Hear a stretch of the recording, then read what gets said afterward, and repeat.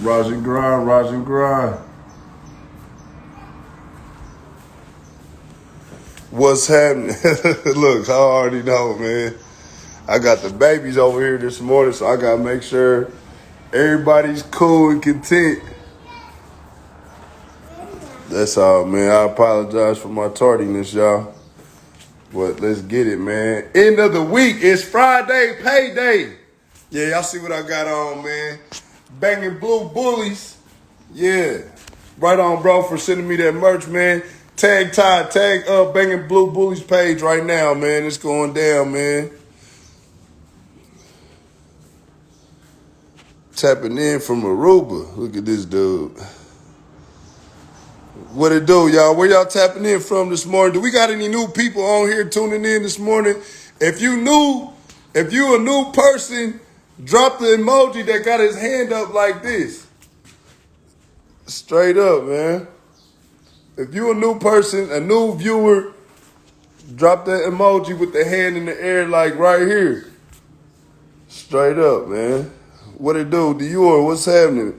Midtown tapping in from Canada. West side of the Chi, what's happening? Hardwood Bully Camp, what it do?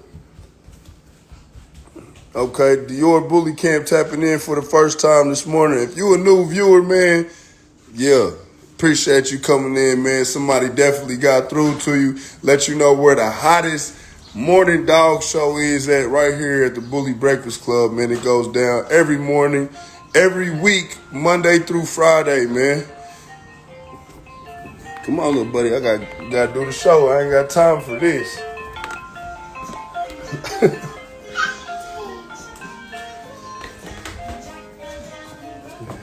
Man. He about to prank. I gotta check in on him every now and then because he's up to no good this morning for sure. All right, let's eat, man. Pretty dope spot for sure, man. Appreciate that, man.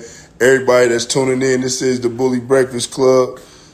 Straight up, man. This is where you get your education at. We got a new special guest this morning. She goes by the name of Jessica. She is a French Bulldog breeder. About to drop some jewels on us this morning, so definitely stay tuned in. She'll be in here from 10. What it do, Jay? She'll be in here from 10 to 11. But yeah, nevertheless, man, let's get into it, man. Where y'all tapping in from, though, man? Talk to me. Also, if you are a dog breeder and you do got merch, all you got to do is ask for the address. I'm going to send it. Y'all send it. I'm going to put it on. I'm going to put y'all kennel on, man. You know what I'm saying? It goes down, man. Every day, every week, Monday through Friday, man. Y'all trying to get y'all label out there, y'all brand. You know what I'm saying? Feel free, man. Holler at us because we'll definitely put you in rotation. Also, if you want to be a special guest on the show and you feel like you got something to say or just something that, you know what I'm saying, just accomplishments that need to be, talked about or, whatever, you know what I'm saying, feel free to jump on here. You know what I'm saying? This is what this outlet is for, just to get people to know all different types of breeders. It's a whole lot of information that's exchanged on here. If you feel like, you got the answer to a question that you've heard on here multiple times that we, have yet came to a conclusion on, hey, feel free to jump on here because it goes down every morning. Straight up. Top of the morning, top on the... All right, man, so shit. I'm waiting on Unique, man. Y'all know what I'm doing. It's going down.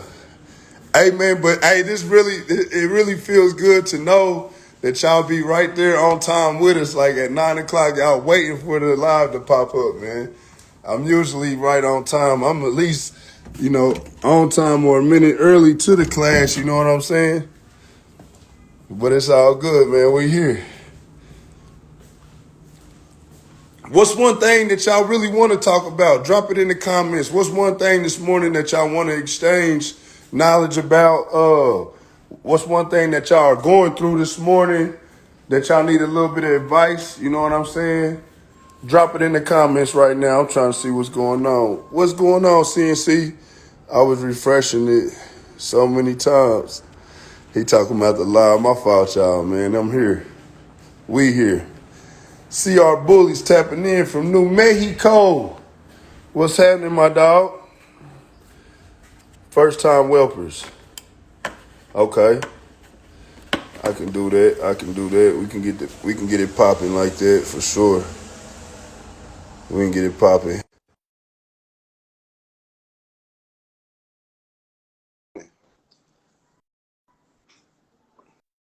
Breeders doing bad business. We can get into that. Okay. Big E. I'm doing my first C-section today. What should I expect? A huge litter. All healthy puppies. Want to speak into existence. Royalty.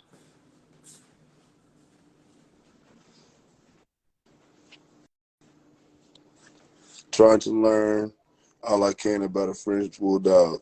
We got a French Bulldog breeder that's going to definitely be a person that you want to check out this morning.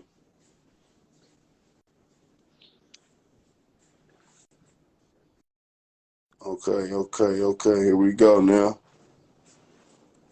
Here go my co-host right here. So first time whelpers, bad for business. You said French Bulldogs, high dollar breeding for the first time, mama. Rise and grind, unique. What's good, bro? For the morning, my brother. Just got off of work, but they worked me like an African slave. Man, get that check, man. Friday payday. You know what's going on, Oh, man. listen, one thing about it, my check hit at 12. I'm Gucci. I came to work paid already. Then once it hit the what? Once that been hit 12 o'clock, nigga, that check is in the month. That check is in there. Oh, yeah, that direct deposit. Hell yes, yeah. sir. You know we're not playing with that DD. Straight up, though, man. How you feeling this morning, bro? Good, bro. Man, just, like I said, tired. Gonna go grab me some breakfast real quick. You know, come lace up all these good, wonderful bully folks, the community, bully family. Yes, sir, man. Well, let's get it started, man. Ladies and gentlemen, this is another episode of Who? The Bully Breakfast Club, hosted by your dog, Bam. And you already know it's unique. Straight up, man. Unique when you speak, man. I'm telling y'all, man, y'all got two of the hottest breeders that run the show, man, and we definitely tap in with breeders all across the map. You know what I'm saying? We've been trying to tap into Europe here lately, you know, just trying to get just a different flavor of style breedings, you know what I'm saying? But it all rotates around the passion that we got for these animals, man. We just try to tap into other cultures. So nevertheless, if who you feel like this bully show, this dog show could be of relevance to, make sure that y'all tap them in, make sure y'all share the live, make sure that y'all just engage with us. You know what I'm saying? Again, this is an open platform for everybody to get on here and get their plate before it's too late. So if you even serving breakfast this morning, shit, I got my plate right here. So let me know something. Straight up, man. This is the Bully Breakfast Club. Let's eat. All right, what's going on, man? I'm trying to tap into the live. Make sure you hit that request to live button. If you got a question, exercise the question bubble, the comment section, you know what I'm saying? If you see anybody in the comments asking questions, y'all can engage with each other. I do advise y'all to keep it positive, keep it rated PG. This is a show where a lot of people are tapping in too, you know what I'm saying? So we ain't trying to run them off with nothing too explicit, but yeah, we do give it to y'all raw and uncut. Who gonna be our first guest this morning, man? Tap in. What's going on? We gonna talk about first time whelpers this morning. Tap in. And I'm looking for new faces too. If you a new face, go ahead, man. Like it's going down. We can make something happen.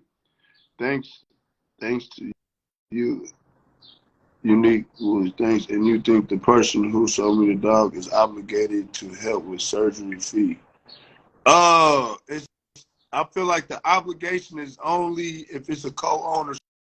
If a excuse me, if a co-ownership was never established at the time of the exchange of the puppy, to know the person who has given you the dog is not responsible for anything. That's you. Next level distro, rise and grind.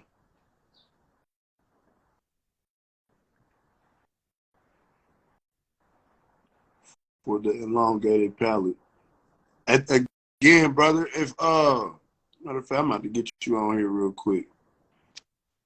Because I like to have conversations, man, and I don't want you to feel like, you know what I'm saying, you gotta be shy or nothing that you can't chop it up with us this morning. My fault. What was he saying? Thanks. You think the person who sold me the dog is obligated to help me with the surgery fee? I mean, it depends. Like if they knew that the dog had an enlonged palate and never said anything, then yeah, I'd definitely say something to him. But I mean, if not, I mean, it's not really an expensive surgery. I mean, it can be quite expensive, and it also depends on who you go to. So I mean, like if you're looking for a doctor who doesn't know whatever, I know that Dr. Nunn out there in Kingsland, Georgia. He's a repro specialist as well, but he does the surgery and he does it for a good price too. I think he was more so talking about he said is should y'all split it? Whoever gave you the dog, should y'all split it? And But that's what I'm saying. If the seller knew about it and never said anything, yeah, I would feel like customer service wise, yeah, to be obligated to tell them. But if like if you didn't want to help or whatever the case is, I mean, you really can't really trip on that because I mean, it just depends on like what was told, like how he told you everything, how like you know what I'm saying, like how he sold the dog to you before anything. Because I know like with me, the first time I noticed an enlonged palate, you can notice it literally like at 8 weeks, 3 months. You can tell like how it was acting. You know what I'm saying? Like it's not that hard, like not really hard, but if you pay attention to the puppies, you'll see, all right, well fine, this one's breathing kind of funny, this one's acting kind of weird, this one is, you know what I'm saying? So it's like you just gotta really know how to just be able to tell the difference. Because sometimes people might think, oh well, yeah, because the dog is breathing funny, they might have an upper respiratory infection. 9 times out of 10 chances that might not be it. They might have an upper respiratory infection because of the enlonged palate. You know what I'm saying? Because comments they say, how do you know if you need surgery without going to the vet? What are the symptoms? What are the signs? You got to do the surgery because the thing about it is that with that enlonged palate, it's an extra piece of skin that sits over the trach, like the windpipe. So like the breathing it's like skin that's really just blocking the dog from getting, like its full potential of air. And that's how they can get upper respiratory infection, because if that flap is there and they have upper respiratory infection, they won't be able to pass the mucus through their nose. So you really won't know as well. You know what I'm saying? So it's just something that you really just gotta really, really pay attention to, because so what are we paying attention to? The breathing. You can see how like the puppy's breathing. Like you can tell like how a puppy's acting. Okay. Like a puppy with for me, my experience when I notice that a dog with a long palate or has like problems breathing is like I pick up my dog. Like one female I had, I picked her up, and like she damn when like starts struggling for air, like gasping for air. Yeah. I put her down and she haul ass. So then boom, I brought it to the vet and whatever, and we put her on antibiotics for 3 weeks, and the same raspiness, the same rattle was still in her chest. So then we did a little bit more research into it, and then that's when we found out that, an enlonged palate. And that's when I found out that not only just like, only removing the enlonged palate, because once you remove the enlonged palate, you can still get complications from that as well. You know what I'm saying? Because it might be so bad to where like they'll remove the enlonged palate. It might open up the nasal, open up the nasal, and then like in the trach, it's like 2 balls. I call them like tonsils, but whenever the dog gets excited or gets hot, they'll flare up, actually restrict breathing. as well. So is it So, is it kind of like the adenoids being removed out of your human? uh, basically, yeah, basically, or like I call them, like, yeah, Okay. basically, All right.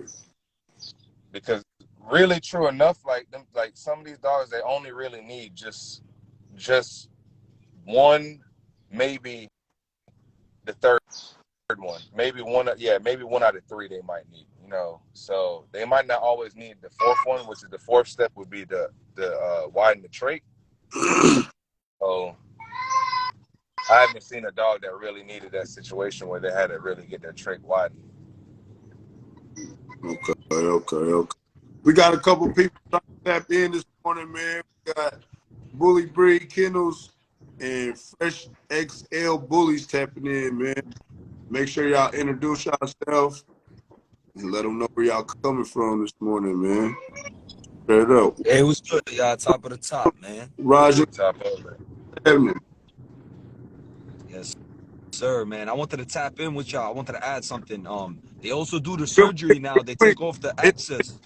Introduce yourself real quick, brother. Let them know You where you already tapping know, in. man. I've been on here before, man. Always love to the Bully Breakfast Club, sharing knowledge and showing love to the bully community. I always want to tap in, share some knowledge if I know something. Because I have a few friends that deal with the exotics and micros, and I know a lot of people that be getting the surgeries. I wanted to add into the conversation. I know a lot of people that be getting the surgeries and removing the extra nostril skin. You know, that nostril skin that be blocking the nasal cavities also. Yeah, that's part of it. It's like they call it like dremeling the nose. Yeah. Yep, they make them oval. They make an oval shape instead Yeah, of they like a make it. triangle. Yeah, what they do is they widen them out. That's all they're doing. They're just bringing in, just allowing the dog to breathe in easier. Mm-hmm. Because Mm-hmm. usually, like depending, like it's because like I didn't seen it to where it's cases to where all they have to do is just remove the long palate. Their nasal would still be fine. Then you got some where they need the nasal and the long palate, and then you might have some to where like sometimes the long palate might not be enough to where you got to get that. You know what I'm saying? You got to get like the tonsils, like. I'm good, y'all, Roger, boys. my bro. Introduce yourself. Let them know where you calling in from. I'm coming in from Brad County, man. Hey, this what I want to know, right? Is it flawed for me to feed my dog, like start my dog out, and I know he got an elongated palate? Nah, it's Is it no? No. Cause they basically saying that should get passed on. Come up, man. Is that one of his only flaws? Like, does he have a lot of other major flaws, or? Nah, that's the only thing he got, and he hard. So what it's a trade-off, bro. what makes you not want to go get the surgery?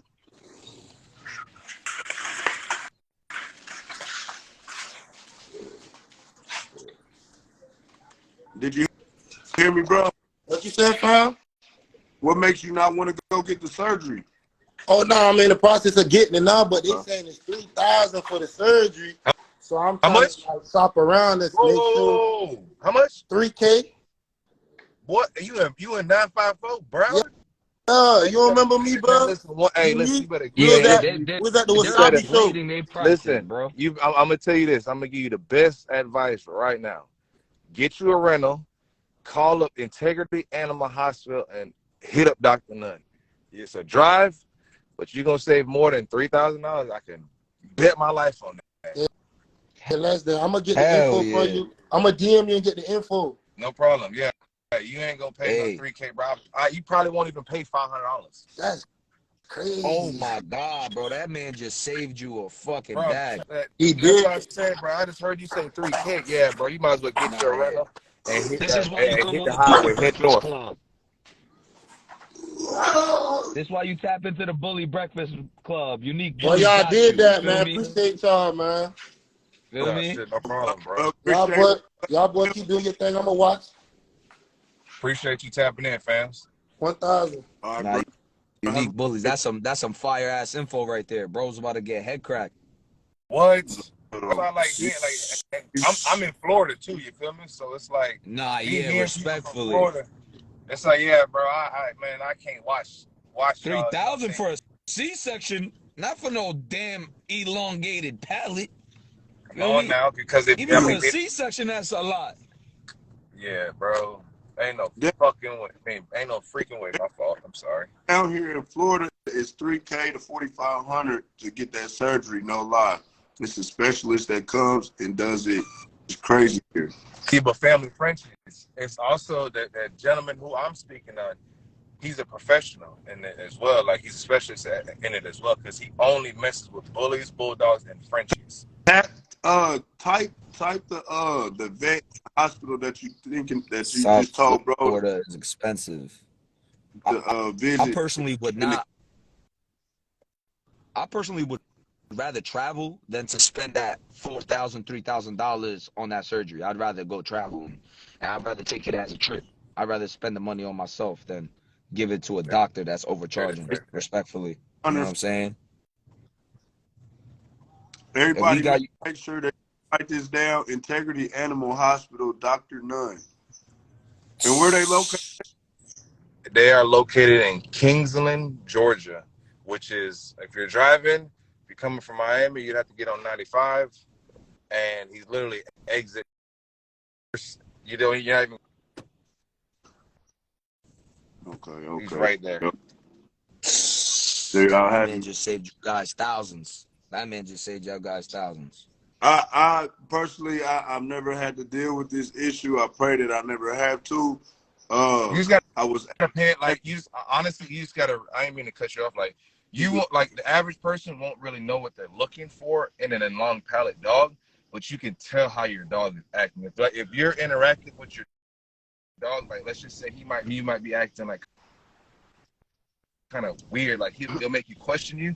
That's when you can start like trying to pinpoint out, like, all right, well, fine, what could possibly be wrong with you? You know what I'm saying? And this is the reason why 9 out of 10 chances why these dogs really die at these shows is because they have this in long palate, and people think it's cool, like when these dogs is hacking for like air, and then you sitting there putting lemon juice to try and bring up the foam, but if you got this little skin that's covering their esophagus, how they gonna bring up what they're trying to bring up? Yeah. They're choking on themselves. Exactly. So all you're doing is you're literally just drowning. Yo, what's going on, man? Top of the morning. Roger Grind, bro. Introduce yourself. Let them know where you calling in from.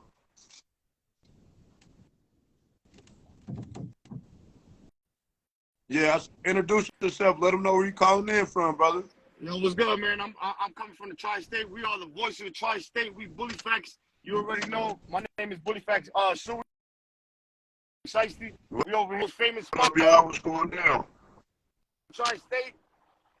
It's called Bully Zone. You already know. I'm just popping up. If you're in the Tri-State area next Saturday, man, we got one of the biggest meet and greets, man. Pop out. You already know, man. This is gonna be a movie. Hey, listen, one thing about it, We about to be outside, man. I like how you just did that, bro. Zach, what's up, man? Yeah. He just said, you heard he just said, right? He said, yo, if you in the Tri-State area this weekend, we having a meet and greet. He knows the difference between a meet and greet and a show. Absolutely. Right. And we still got little trophies and giveaways, you know what I'm saying? At the meet and greet. Come on now. Next Saturday, May 6th. Yeah, Bully Facts be showing love to the Tri-State, man. Absolutely. We are the voice of the Tri-State, man. We represent the Tri-State, you heard? Yes, sir. God bless, bro. So what's the word for this morning, man? We talking about elongated palate surgery. What did they charge for it down in your section? Oh, down in this section, I'm gonna tell you the truth. If you can even find a vet to do it, you know what I'm saying? Cause shit getting a little spicy over here, man. We got one of our main vets. He just retired. You know what I'm saying? So it's like now we're all stationed to one spot. Right now I'm in front of Bully Zone. Bully Zone only takes care of like C-sections and things like that. Major surgeries, we all got to go to Carlos, and he'll probably charge you anywhere from maybe like $1,000 and up for something like that. You know what I'm saying? You ever heard of Dr. J, Bully Facts? Dr. J in Long Island? Oh, Long Island? Nah. I'm stationed out in Jersey. So Jersey, New York, Long Island's probably like 2.5 hours maybe from me. Nah, yeah. He's a good doctor though. Bro be doing everything, you feel me? If you ever need that, bro, I can hook you up, you know what I'm saying? Absolutely. Nah, yeah, bro. He's efficient too with the prices too. Nah, definitely. I must provide that to you, bro. You already know, bro. Absolutely. Hell yeah, He did my emergency. He did my emergency. C-section for like 2 racks. No cap. Only 2 racks. Damn, Held it that's down, bro. good, man. Yo, Oregon, Bro, held it down, bro. there's an animal hospital over here, right? They call Oradell Animal Hospital. Emergency C-section with them is anywhere from $5,000 to $8,000. Hey, Yeah, that's Whoa, fucking ridiculous. They raping. Hold on. I just heard 5 to 8K for what? For emergency It's a C-section in C-section, Oradell bro. Hospital. Oradell Animal Yo, it's time to Hospital. move. Ooh. It's time to move. crazy, bro. He said it's time to Yeah, move. it's time to move. Yo, I'm telling you, yo, shit nasty over here, bro. But you gotta think about it. Nah, We live in that's an area, crazy. you gotta think about this though. We live in an area where a studio apartment, if it's decent, you're paying $1,800, $2,000. That's a You know what I'm fact. saying? So That's you a know what I fact. mean? That's a fact. If you live in the That's a tri-state, fact. man, you can live anywhere, bro. You know what I mean? Bro, I don't even pay that for Literally. emergency. Like, that's what I'm saying. Like, bro, what? Oh my God, my knees is buckled. Yeah, Nah, shit's yeah, spicy over here. bro. I'm telling Up you. here, man. That's why there's not too many breeders up here, bro. A lot Shit of is people spicy. can't afford the expenses, bro. It's pricey, bro. God damn, boy, y'all prices like Cali prices, everything high. I'm telling you, Yeah, everything, for real though. bro. Goddamn gallon of milk almost $7 over here. You heard? Forget Yeah. about the carton of eggs. Forget I'm about the telling you. carton of eggs, bro. Hey, Let me I'll make ask y'all you a want to go. question. When y'all started out, when y'all very first started out stud or female? Hold on, what was that? When you first started, did you start out with a stud or a female? When I first started, I bought a stud, but I didn't know shit. I'm gonna tell you the truth, and I got bamboozled into buying the stud. All right, they Respectfully. gave me the yo. This is gonna be a micro, and then the fucking dog turned out to be a fucking extreme pocket. You know what I'm saying? Yeah. And then I learned, yeah. And then I learned a little bit more, and I bought a female. You know what I'm saying? The female wasn't top quality, but and then you know we're getting a good mentor is major though. You know what I'm saying, in this game. Yes, sir. So when I got the female, like I said, she wasn't top quality, but I had a good mentor that started like he directed me in the right direction, and you know, we whipped it down and made a top level stud now. You know what I'm saying? So, you know, it's all on who you surround yourself with. You know what I mean? So how important do you feel like the mentorship in this game is? Oh, that's number one. That's number one. Because to tell you the truth, like it's like going to school, man. Like nobody know how to read until teach you the ABCs. You know what I'm saying? Like Yes, you gotta sir. you gotta crawl before you walk. You know what I'm saying? So That's a fact. in order to have the mentor is major issue. Like if you don't got a mentor, you just walking around with no GPS. You know what I'm saying? You don't know what the fuck you That's doing. a fact. You That's feel a me? fact. So yeah, a mentor is major key in this You know, game, my man. Like next question now, right? Hold on, Playman. So, Bully Facts. So, that stud that you got spun with, did you ever at one point like think about using him to better like your vision and what you had going on, or you just got rid of him all in all? I still got him to this day. I still use him to this day. Okay. Yeah. Okay. So did he? Okay. So well, I use him because my mentor. Look, I bought him. I keep it 1,000. Everybody know Bully Facts. We keep it 1,000. That's why we call Bully Facts. You feel me? I bought a female. She turned out having a high rear, easty westy. She was all fucked up. You know what I'm saying? Underbite, everything. I'm talking about probably the worst bitch I ever spent my money on. You know what I'm saying? But that was the last time I spent my money. You know what I'm saying? Because after that, he was the one that told me like, all right, now you got to look at your bitch and don't look at the good in the bitch. Look at everything that's bad in your bitch. right. Because now that's what you got to look for in your stud. You feel me? So Exactly. I took that into mind, and then I ran with that. You know what I'm saying? The first litter came. You know what I'm saying? Yep. Look, they tagging him right there. The World's Yours Kennels. That's my main mentor. You know what I'm saying? I bred to his stud. You feel me? Oh, yeah, that's my guy. Yeah, yo, that's my mentor right there. He took me under the wing, bro. And That's crazy. Look at that. That's a small world. Look at that. That's crazy. Yeah, that's my number one go-to guy. Like with anything, like God bless, bro. He walked me through tube feeding to fucking how to promote my stud to everything. You know what I'm saying? Like that's what's up. And another thing that I want to let you guys know is you gotta find a mentor that is not kennel blind and that is not a hater. That not a hater is number one though. That's what I was saying. Ask you. Yeah, how do you know who you are choosing as a mentor to lead you in the right direction is really gonna do that for you? How do you choose? Like, how long does it take for you to be like, nah, I'm rocking with bro. Nah, you know when I said I'm rocking with bro, when I bring another dog that is his competition, and I told him, yo, what do you think about this dog? Just to ask him. And he told me, he said, yo, the owner of the dog is a little funny, but the dog is fire. The dog got this, the dog got that. He gave me all the high points on another man's dog that could have took bread away from him. You feel me? Right. He was pushing it like, yo, nah, that's it right respect. there. That's That's it right respect. there. You know what I'm saying? That's So respect. you want to find somebody that's not kennel blind. You want to find somebody that is going to lead you in the right direction, whether it's not him, but a better direction. You know what I'm That's saying? a fact. And the thing about it, though, and just to feed off of what you just said, bro, is that, like, a lot of people who try to actually mentor a lot of these folks, like, they feel like they can't really mentor somebody because they feel like they're going to surpass them. But in true enough essence, if you really think about it, you doing your own vision. This person might be doing their own vision. Y'all not running the same blood. Y'all not finna get the same look. You know what I'm saying? That's a fact. That's a But fact. ain't nothing That's a wrong. fact. It ain't nothing wrong with spitting knowledge and putting somebody on the right path. Why? Because if Yep. not, then that's when we start running to the complication that where we're having now. Oh, we got bad reputation. They don't want to deal with our dogs. It's because people's not informed in the right direction, and now it's making people who's actually informed in the right way. It's giving everybody. That's a fact. Cookie Factory says some smart shit right there. That mentor is gonna choose you. It's not gonna be you picking the mentor. He's gonna want to give you that info, most just to see somebody and start following. You feel me? That's a fact. Hey man, yeah. Most people gonna come to you. Frank is a beast in the game, and anybody in the tri-state area or even in the United States, man, if y'all can get a chance to even tap in with the World's Yours Kennels, bro, the knowledge man has, he's been in the game since the ABKC days. That's another thing. You know what I'm saying? You can't just jump into the game and this guy got 2 years. And yo, look, not for nothing, my bread could be different from my mentor's bread. And in 2 years, I could drop more litters than he did in 5. You know what I'm saying? This guy's been in the game since they were breeding XLs. You know what I'm saying? So Right. you can go to his house. He's been in magazines with extreme pockets and shit like that. You know what I mean? So I the breed knowledge that XLs. You really know the vibes.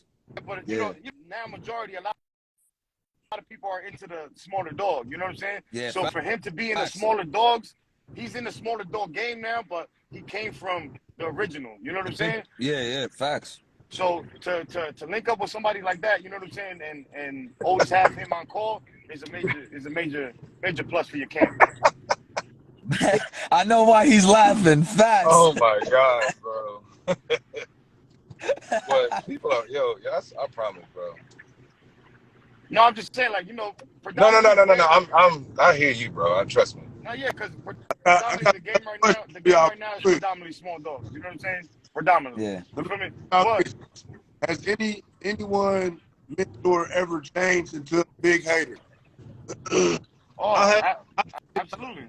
Or I wouldn't say the motherfucker was a mentor, but I was learning. And once I started really going fed in the dog business, they just, you know what I'm saying, they cut it off like without no type of reason. You know what I'm saying? Yeah. Well, you know what it is? It's because some people feel threatened by competition, man. You know what I'm saying? I know exactly what it was, but you would never have thought that. You would have thought, like, I think like, if I'm cool with this motherfucker and I'm, you know, putting out the same energy that this motherfucker's putting out, man, you would think that the force is just going to be too hard, you know what I'm saying, to get through. You feel me? But there are people out there, bro, that are threatened by your demeanor, your presence, emotion. That's a fact. People just flock to you know what I'm saying? Like, it's crazy, bro. Well, I believe this, man. And the old heads always taught me this. Like, all right, use your hand, for instance. Individually, they can break every finger, right? A little kid can come and snap your finger. You feel me? Individually. Yeah. But if you ball that fist and you make a fist, you can knock out the biggest nigga in the room. You know what I'm saying? So it's almost the same thing. If we come together, bro, it's just a stronger force. You know what I'm saying? That's a fact. If you by yourself, you can be a force by yourself, but you're stronger if you're together. You know what I mean? Fact. For real, though. And a lot of people just fail to realize this right here is we're making connections. We're making resources. If I was to come to the tri-state area, New York, Florida. I got 1, 2, 3, 4 with my driver. You feel me? In the driver's seat, that's 4 people that I could talk to on how to maneuver just about some dog shit if I ever come to their section. You feel me? Fact. If I was on here arguing with 4 other people, that's 4 areas that they're I can't even go over there for me if I come out there. You feel me? Nah, that's a go over there. fact. But one thing I that's can the way it add should into be. that, no, that's a fact. One thing I can add into that, I feel like a lot of the times have changed. You know, old school breeders, they really didn't have the success rate like we do because we have now a such great thing like social media, and we have the ways to network more easier. But that's also a flaw in our community because a lot of people are connecting through social media and they don't know their personalities realistically. A lot of people are faking it until they make it. So when they bump heads and they see these people show their real personalities, that's when like they hating, they don't like your character, they feel like you too much of a threat for them. And I feel like that's happened to almost every single person in the bully game because it's hard to really understand what that person's persona is behind the screen until you really get to know them over time. And then everything kind of falls down on your lap like, damn, bro, I gave this man this much energy and love, and he's doing this to me, and you feel some type of way. And I feel like it's a lot of this, it's a positive and a flaw about the social media, you feel me? That's one thing I could say I learned from being in the bully game, you know what I'm saying? Yes, sir. I know exactly what you're saying, bro. Yeah. People can flip the script so fast, like him. Yup. For real though. We'll get to this next question, man. He says, do y'all think false pregnancies / phantom pregnancies are hereditary? That's a good question. That's a really good question. I don't think so. I've had a female that had a false pregnancy, and then the very next litter she dropped, you know, and then everything else, you know, from puppies, been fine after that. So that's why I'm like, I'm kind of on the fence with this question. You know what I mean? Yeah. But that's a good question right there. Do you think a phantom pregnancy is some sort of a miscarriage in like dog terms, or is like 2 different things to a miscarriage and a phantom? Well, a false pregnancy is just where they showing signs of pregnancy, but never catch. started developing. Had nothing in there. Yeah. I guess the phantom pregnancy would be where they absorb the puppies. It could be when they absorb the puppies. Yeah. They're absorbing the okay, so a miscarriage is like them absorbing them. Okay. Yeah. Okay. I don't think it's hereditary. I think it has to do with the I don't think so neither. female. I never had really complications. The only time I had complications was when the puppy was too big and it was gonna get stuck in the mom, and I had to cut the mom out. You feel me? You know, get the emergency C-section. And a lot of people, I heard y'all was talking about like cleft palates and stuff like that. A lot of people don't even know like something simple as folic acid can really change that cleft palate shit. You know what I'm saying? If your female is low on folic acid, you will get cleft palates, regardless if the female was healthy or comes from, you know, you get a health check and the female checks out good, everything checks out. You can still get a cleft palate from being low on folic acid. You know what I mean? Wow. Okay. I ain't know that. I ain't know that. That's funny. I learned that the hard way. You know what I'm saying? So that's tough. I ain't know that, man. I deal with the XL, so I really don't deal with the breathing problems. You know what I'm saying? They breathe pretty fine. I deal with like, you know, more of like the environmental flaws in a sense of like where you're homing them. You can fuck up their rears, you can fuck up their hips and shit. So you gotta be careful. So, like, you know what I'm saying? I'm more of a making sure the feet are clean and all that. But I know the small dogs, the small dogs, man, when it comes to overall health, you gotta really focus on their diets, man, and see how much minerals and vitamins they're taking in, so they can keep a longer life, a longevity of their life. You gotta remember too, the smaller dogs too. It took a lot more to get that small. We had to go into the EBs, we had to go into the Frenchies. So now you taking all those problems and bringing them over here. You know what I mean? So and those are the 2 breeds with some of the most genetic problems in general. Roger, you know what I'm saying? So. And there's a lot of people who know how to do it better, and these dogs are lasting longer. Like I seen, I forgot this guy. He's called Bully Bears. He's from the UK.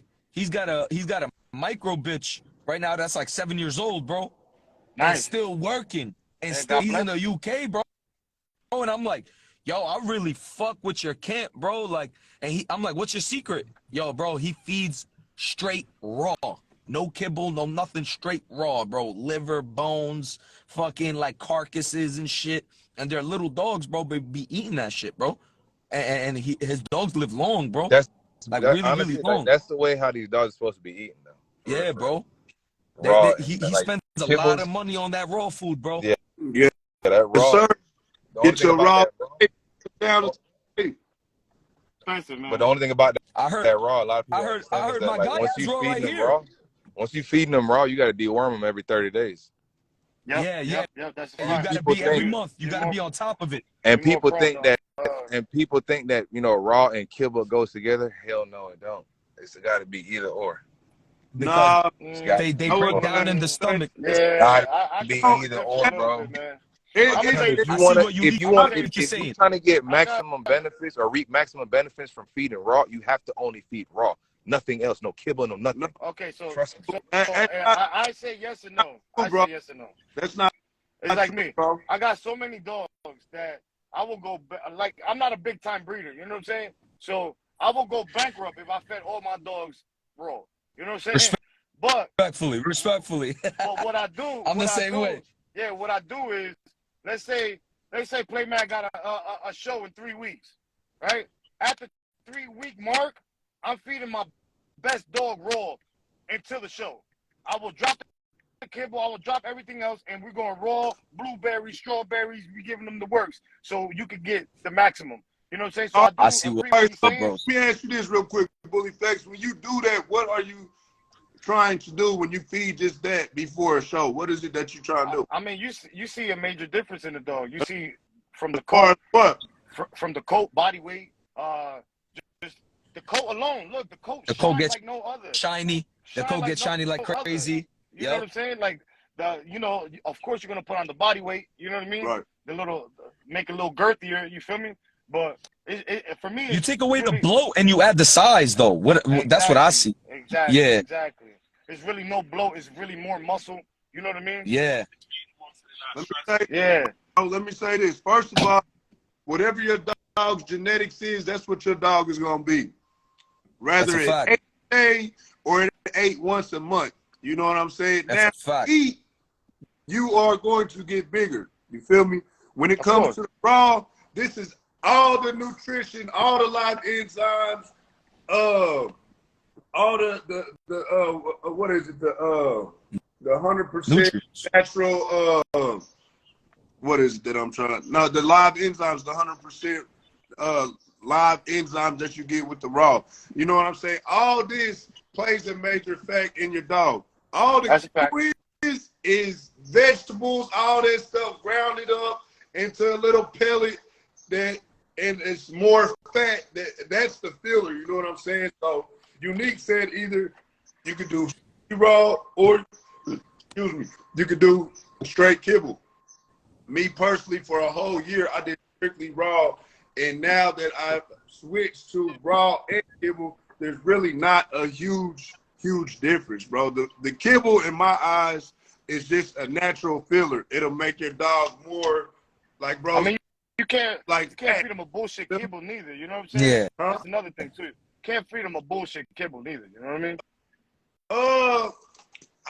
I can't necessarily agree with that, bro, because we fed, I say, at least 6 different brands of kibble, and you know. And you never seen a change in the stool. You never seen watery shit, or like it gotta be like consistent. You know what I'm saying? For sure, I definitely have. You know what I'm saying? It's been a point to where it was just all black, and from all black it went to the Dookie Brown. You know what I'm saying? So it's about how y'all. Me personally, I use a lot of supplementations too. You know what I'm saying? Of course. Yeah. That's a major key. Whether you're going yeah, exactly. I was about to say the same. Whether you're going kibble or raw, you got to use the supplements. One thing I can. You know what I'm saying, like, it can't, like, it can be both, but you want to still incorporate type of supplementations that Okay. aren't included in either or. Now, I'm gonna read what I read. Okay, and it says Enlighten them. if you're mixing kibble with raw food, you are completely defeating the purpose of giving your dog raw food. The point of raw food is to support your pet with the actual nutrients it needs and not the toxic fillers. Like you just said, it's a filler, right? Okay. Yeah. Not the toxic fillers and preservatives in kibbles. If you're not feeding the dog everything it needs to make up a complete raw diet, the same way humans require certain food/vitamins to thrive, it will still be deficient in certain areas. I see it all the time on my feed, and I just don't know where the information is coming from. So, like I just said, if you're not feeding all the way raw, what are you doing? You're adding fillers and you're adding whatever all right. preservatives. Let me ask you this: you feed your dog raw every day? I don't feed raw. What are you doing? I feed kibble. I feed kibble. You said kibble is what? A toxic filler, right? If you're mixing kibble and raw and you're expecting certain things out of the raw food, But what you're expecting certain things. that article just said about kibble? Filler. It says the point of raw is to supply your pet with the actual nutrients it needs, and not the toxic fillers and preservatives in the kibble. Right. So yeah, a lot of kibble is toxic. A processed food, at the end of the day, nobody wants to eat McDonald's every day. A processed food. Fact. You know what I'm saying? That's a fact. Absolutely. So, with that being said, what do we do from time to time? We'll make our own raw meat, cook it, and smash, along with the vegetables, the fruits, you know what I'm saying? Water, you know what I mean? Every day. I feel like you can elevate kibble, man. I feel like you can elevate it. The kibble is strictly a fattener. So like Bully Facts said, if you are able to get this high dollar food, of course, you got $1 or $2, of course, go get it. Yeah. But when you got a good 20 plus and you can't afford come on. And that costs you like $4,500 a month. Yeah. But with a little bit of the filler, you will still have a nice balanced diet and you still got to incorporate your supplementation. If you're not doing that, then start doing that. Do y'all research, ladies and gentlemen. Get on YouTube, look up a raw diet food chart. You know what I'm saying? It'll show you all types of supplementations that you can incorporate. Feed your dog raw bones. It'll pull calcium from the bones. Nothing cooked, smoked, or dehydrated. All raw meat has been sitting on it. You know what I'm saying? All this is good for the dog. I promise you. I still feed in the summertime chicken feet, drumsticks, wings. Facts. When I get off here, wait a minute. When I get off here, I send you the raw feeding guide. And let me tell you something, it's like what Playman said too, man. It's like what Playman said. It don't matter if you feed raw, you still need the supplements, man. You got to. Yeah. Still need the supplements, man. Hey, all right, let me say this, y'all. Let's just say what bro just said was too.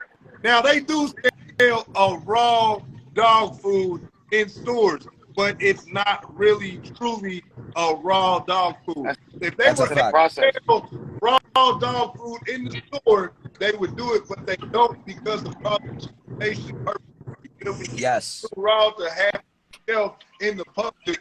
If it's not sold wrapped up back, it's big.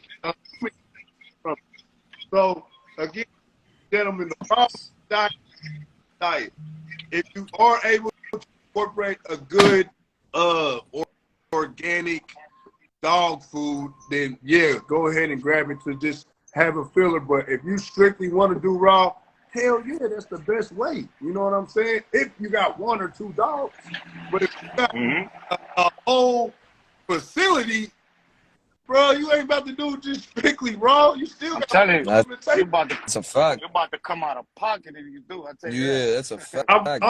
You gotta be a farm. You better be a farm. You're gonna have to go buy yourself a cow and get that shit buzzed down. Yeah, literally, you have to have a cow. What I used to do, y'all, for real though, I still to this day, I buy so much raw, but I was going viral on Facebook because I would let all the blood seep out and I would feed it to my dogs like water, and they'd be drinking all this blood and shit. People just used to be like, damn, was that good? I'm like, this is the best. This is how they would eat without, you know, if they were in the wild, this is absolutely.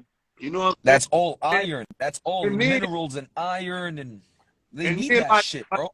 Unique said the other day, my dogs was eating grass. These dogs' natural instincts are going to kick in when something's happening and they're not getting it. So they started eating grass. For some reason, it helped cool down their upset stomach. You know what I'm saying? Yes, so, sir. Help it smooth it out. Absolutely. Raw, if they're in the wild, they eat raw. They hunting their little prey, smashing everything, bones, fur, all that. They're going to eat some type of plant for a natural dewormer to soothe the upset. Yup. It's so much stuff because of the system of a dog is super fast, like 10 times hours, so they're able to, you know what I'm saying, withstand this type of diet, you know what I'm saying, without no issue. I'm telling y'all, for real though. That's a fact though. It goes back. I'm gonna touch real quick on what Playmat is saying. It's like, all right, perfect example. A lot of people don't know this, but in the wild, if a lion has a bad liver, they go into instinct, and the next animal that they kill, they go eat that liver to build their own liver. You know what I'm saying? Sir. If they got a bad heart, they're gonna eat the heart to build their own heart. Sir. You know what I'm saying? Yes, so sir. It's basically the same thing. You know what I'm saying? Somebody said they eat their own poop also if they're lacking nutrients. Yeah, I heard that's true. I've heard that. That is true. I know the mama dog. That's from the wolf. That's true. If a puppy, if a dog dogs. is eating, Male dogs, mom dogs, all dogs could do that. If the dog is eating his feces, that's because it's lacking something in their It's nutrition. lacking a lot of nutrition. They're lacking something. Don't know what it is. They're lacking something. Mm-hmm. Okay. And yo, the reason why Unique was saying that if you feed kibble and you feed raw, you're not doing it right, because a nutritionist told me that too. I was on Facebook and I got a lot of I had mad love. I got like 27,000 likes on one of my videos. It was with like kibble. I put like liver. I put like the bone. I did the whole, you know what I'm saying? Mm-hmm. And a nutritionist came a whole essay under my post. And I was just like, all right, let me read this shit. Like, let me learn something. And I learned that the reason why people say that raw and kibble isn't right is because raw breaks down in the stomach quicker than kibble because of all the preservatives. Mm-hmm. So So when the raw is breaking down, it's going to break down faster. And then the body is working twice as hard to break down the food, kibble, yeah. basically. Yeah. Basically. So that's why. To extract nutrients. I know what you mean. Yeah, but I personally think like you just got to be on top of your dog pooping, bro. If your dog's pooping bad, like you know what I'm saying, then okay. But You if gotta your change dog's the diet up. taking it, You gotta, yeah, but then you got to change the diet up. That's really what it is, real shit. you gotta have a balanced diet, bro. Yeah, like bro. At the end with the raw diet, like you see so many. Like if you actually Google right now, because once you sit back and see a bowl of raw dog food, you just gonna be like, okay, what all is in there? You know what I'm saying? Let me see.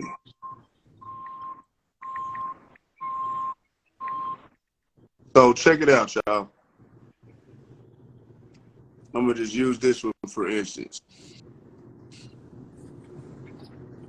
I mean, too much raw can get them constipated. That's a fact. Yep. That's a fact. But also water, yeah. But bro, You know what I'm saying? come on now, that's a real bowl of what the dog should be eating. That's a fact. You know what I'm saying? Now there's vegetables and stuff in there too. It's tofu in there. It's egg in there. That's You know what I'm crazy, saying? bro. All that. I can't even afford that shit for myself. Now I'm gonna ask you this, play, man. That whole bowl that you showing right now, whenever they feed it to their dog, are they putting kibble in there, or they just giving it to them like that? Giving it to them like this. Okay, then that's exactly what I was just saying. That's So all. That's like a perfect, well balanced. Yeah, but that's all natural right there. See All what the natural kibble, for the bro. dog, even for us. Right. All natural is better. It's better to be a vegan than to eat McDonald's. You know what I'm saying? Yeah. The lettuce I don't know about that. I don't know about all that. I need my business. I'm telling you. The vegan shit got mad dirt on it right now. It's better for your body to be a vegan than to eat McDonald's and all this Yeah, processed food. yeah, 100%. Oh McDonald's is crazy. But 100%. 100%. vegan food is processed as shit. Nah, That's one but thing that people that's miss. today's society. Vegan is Yeah. like really being a vegetarian, eating, A you know, vegetarian, yeah, yes. If eating you're a plants and vegetarian, shit like that. pescatarian, Yeah. these things, 100%. 100%. Not even I have my mans. pescatarian, because too much fish raise your iron, and that's bad for you. You know what I'm saying? Nah, but bro, they eat fish. They eat fish like a graceful thing. Like my man's is Rasta. My Yeah. man's, I grew up with him. He's Rastafarian, and they eat fish like a gift. every day, Like they eat it on every certain day. days. They When like you a it. Ross, They eat it like a balance, bro. You got to think about it, bro. when you a All Ross, right, that religion is different too. Like they don't Yeah, eat yeah. that in that box. Second, real quick, y'all, Bully Facts and my dog Fresh. We about to get into 10 o'clock, man. We got a special guest tuning in. I still want y'all to remain in the live and conversate and engage Yes, with sir. the guest. Yeah, all day. Appreciate y'all All day, jumping baby. on this morning, chopping it up with us. Let them know where y'all calling in from for y'all sign off. Hey, man, this is Bully Facts, the voice of the Tri-State. Just remember, May 6th, man, if you're in the Tri-State, we got one of the biggest meet and greets, Jersey edition. All Don't be right, we lit. did it in the Bronx. Now we're going to Jersey. Tap in with us, man. Shit's going to be lit. We appreciate you guys, man. Appreciate y'all, brother. Much And we love, can Bully do the Facts. Bully. I'm gonna see you this Bully. Saturday, bro. I'm gonna come show love. All right, Fresh. Yo, yeah, bro. Appreciate y'all. Y'all continue. You guys are killing it on this shit, man. Showing mad love, sharing the knowledge. A lot of people learning on this shit. So I just want to say thank y'all, man. It's Fresh XL Bullies. We from New York. If y'all need them XLs. For sure, bro. Thank you for joining the Bully Breakfast Club this morning. Appreciate you tapping in, Fresh. Very knowledgeable guy. Stand up dude right there, man. All parties. Hey, 713 Karate Chop Kennels. We about to add a special guest real quick. There will be a time that we do add people. If you got questions for the special guest, again, ladies and gentlemen, let's be respectful to people.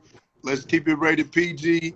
But hey, flood it with questions, and we gonna give y'all the answers, man. So I'm about to bring in my girl right now, man, Jessica with In-Game Frenchies.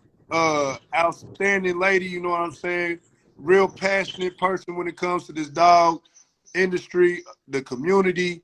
You know what I'm saying? I myself have got active with her on, just giving the people what they paid for when it comes to dog shows. So I can vouch that this woman is a great female breeder, very knowledgeable woman. And yeah, welcome to the Bully Breakfast Club. Let's eat. Straight up.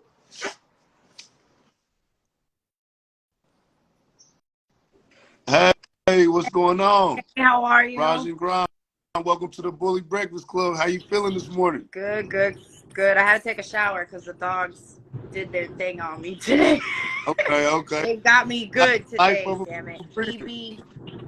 My EB got me good, damn it. Life of a breeder. Well, shit, welcome this morning. I know, just from,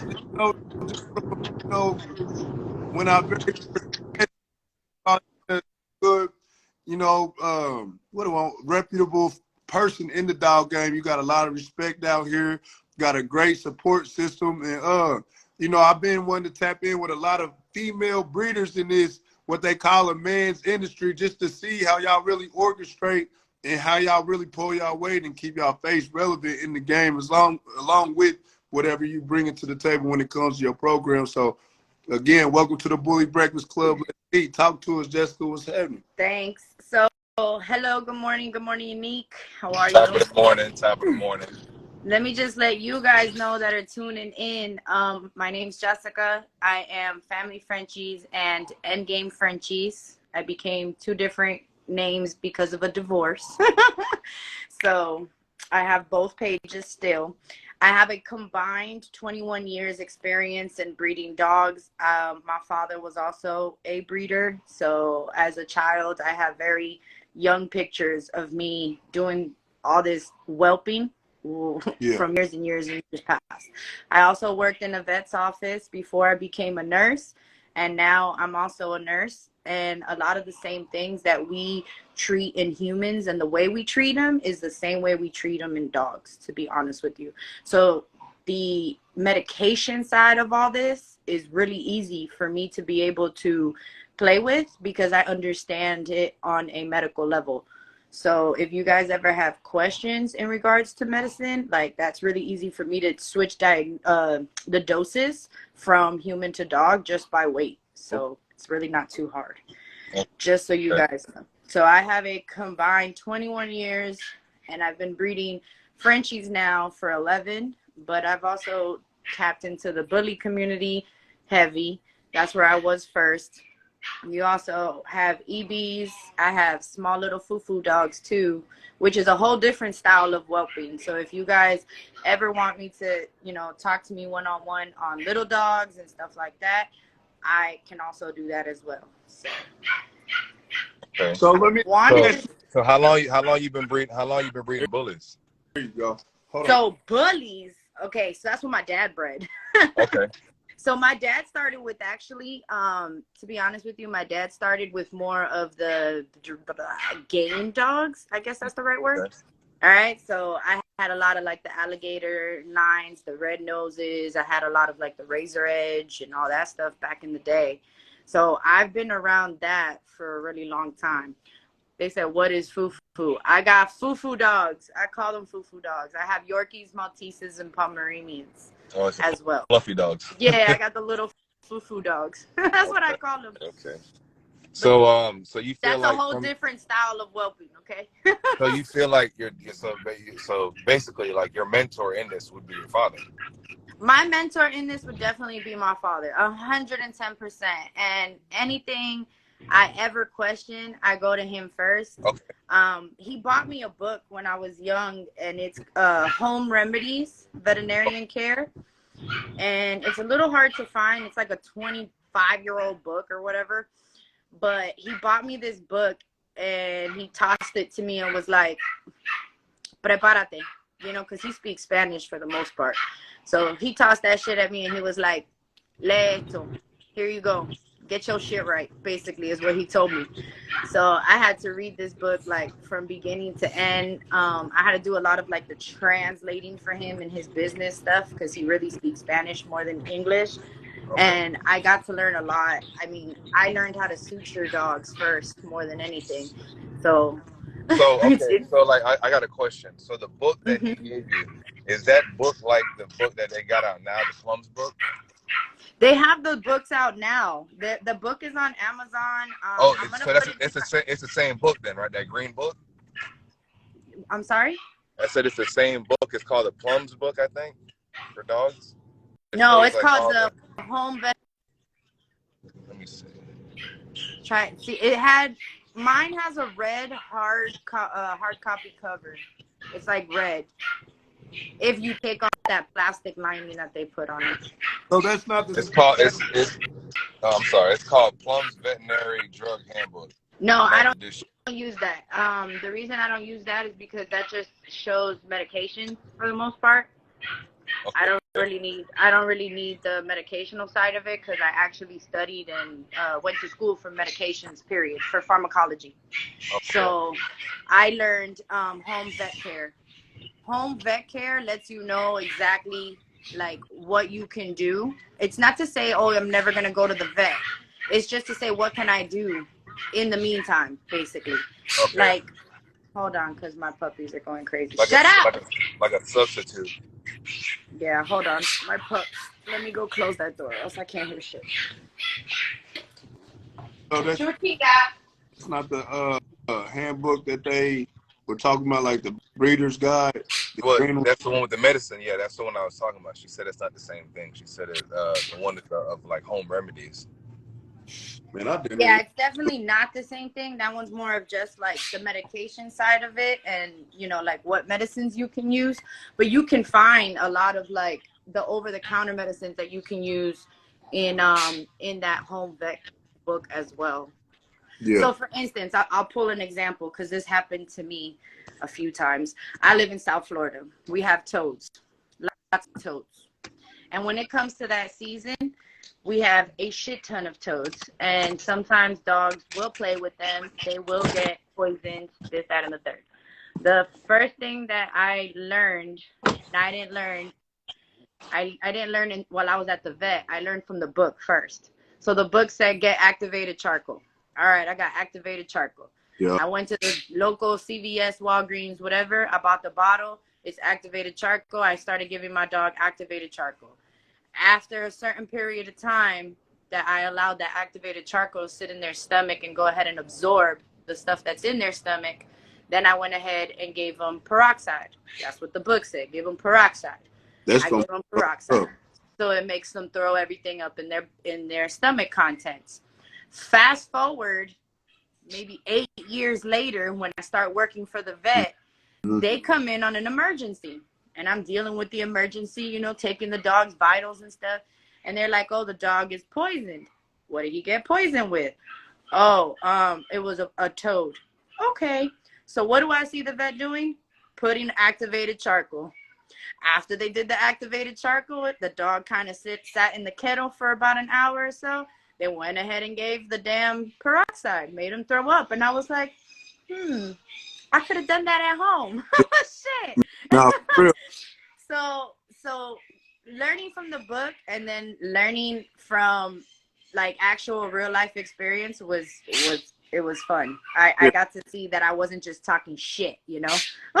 No, I absolutely agree, because me personally, like, I had to do, I got into it, and I'm real big on DIY, do it yourself. I'll get on YouTube, what's going on, get on Google, type what's going on, but I also was taught the same thing. I actually had a pregnant dog, or she had just dropped puppies, and she had some chocolate candy. She had chewed up a remote control, was eating that, and gave her a cap full of peroxide, and she threw all that stuff up, and I'm just like, damn. So sitting there like getting all remote pieces out of her. What caused her to do that after she dropped puppies? I don't know if there was some postpartum madness or whatever the case may be, but that is a fact. Like, if you do give y'all dogs peroxide on anything, if they something can't something up, as soon as you give them that peroxide, they're gonna throw up everything, and there you go. You're gonna be able to, you know what I'm saying, make your dog feel better. Just make sure that you give it plenty of water after that. So I just want you guys to they want to see know it. what the book's name is. Yeah. I'm pulling it up. Okay. It's not that great of a picture, but it's a, let me see, when was it? 1992 it was released. Damn, I am really showing my age this morning. So, shit. All right. You showing your wisdom this morning. That's what we'll call it. So that's the book right there. Yeah, Dog Owner's Home Veterinarian Handbook. Screenshot that, y'all. Right. So I want to. How long have you been a dog breeder? I want to say all my life. Just want to say all my life. So I was fixing some but when I started mine, it was my breedings. Yeah. It was 21 years ago. My breedings. All right, so let me ask you this: like, what made you want to get into, you know what I'm saying? Because, like I said, you very respected in the Frenchie game. A lot of come to you for, you know, French bulldog information, for those that don't know the Frenchie term. So at what point did you know, like, this is what I want to do full time? You know what I'm saying? For me, it was more, hold on, because I hear my pups. Do you hear them? Because they're going off. Yeah. They are going off right now. They're playing with each other, but they are going off. Hold on. Technical difficulties. No.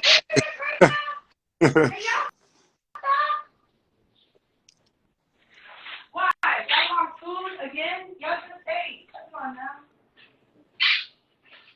Hold on. And again, y'all, any type of questions, or at 10:30 we're gonna, you know, request live, so y'all can ask Jessica questions live. Informative, she'll be able to, you know what I'm saying, the best way as possible. Okay, my bad. Okay, really quick. So I'll get into that question really quick. I've been wanting to do this forever. I lived, breathed, and everything dogs all my entire life. It's really important to me, the dog, period. I also rescue dogs. I have rescued in place over 200 dogs. And I'm talking about dogs nobody wanted. I'm old enough to be part of that era where people were fighting dogs. Yeah. And we would get in a lot of dogs that were what they called like the teaser per se. Okay, so they would use the dog just to antagonize their winning prize dog and then toss them. Okay, so let's talk facts. That's what would happen. And these dogs that would get tossed away were the ones that I mainly took in. So I learned how to suture a dog. I learned how to put drainage tubes in a dog. And I had to learn how to, because I couldn't afford, at 15, you can't afford vet bills like that, right? Yeah. So literally at 15, I'm learning how to suture. I had an amazing mentor as well that is a doctor, actually. Me and his daughter were really cool. And he actually was the one that taught me how to do running sutures and a whole bunch of different types of things and how to place a drainage tube, because I didn't have the money to save these dogs. And I had the passion to save these dogs. And if it mattered that I got kicked out of my house or whatever, I was going to rescue these damn dogs, right? Right. So it started with the passion for me. And I'm not lying, because my mother, if she could get on here right now, okay, bait dog, exactly, a bait dog. If my mother could get on here right now, she said that the number one thing that she can remember about me is that she would walk into my room, because my mom didn't like dogs, and be like, Jessica, aquí hay perro. She would be like, are there any dogs in this room? And I'd be like, no, what are you talking about? And then you would open up my closet and you see me Full of hiding, dogs. full of dogs. Damn. How many dogs did you have at the time when that happened? So I had just rescued a mother and her 12 puppies. Damn. And they were so weak, okay? And I had just bathed them and took off every flea and tick, but they were anemic because they had the ticks drain blood. Yeah. So they were anemic as hell. They were weak. They were quiet because they were so anemic.